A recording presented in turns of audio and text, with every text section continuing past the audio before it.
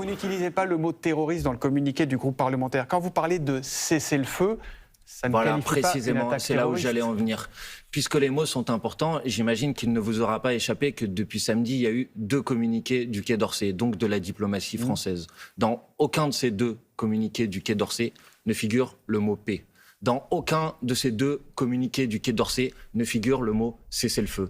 Et j'assume de dire ici que la position qui est celle de la France insoumise n'est pas en accord avec la position qui est la position de la diplomatie française, parce que la position de la diplomatie française est en rupture totale avec la position traditionnelle de la France sur ce sujet, depuis le général de Gaulle en passant par Jacques Chirac. Et je dis la même chose que ce que dit par exemple le pape François, que ce que dit à sa manière le secrétaire général de l'ONU. Il faut l'arrêt des hostilités, il faut un cessez-le-feu, il faut la protection des civils. C'est ça qui est important. Ce sont 2 sujets différents. Non, pas du tout. L'hostilité, le conflit, la politique de Netanyahou, c'est une chose qui peut et qui doit sans doute être critiquée. Et puis, il y a une attaque. Est-ce que vous diriez, je suis israélien, comme on disait, je suis Charlie ce matin ? Mais moi, je suis israélien, palestinien. Je suis du côté de tous ces peuples qui souffrent depuis maintenant des décennies de ce conflit et qui se traduit par des souffrances, par des morts. Voilà. Et je vous adjure de comprendre que la position qui doit être la position de la France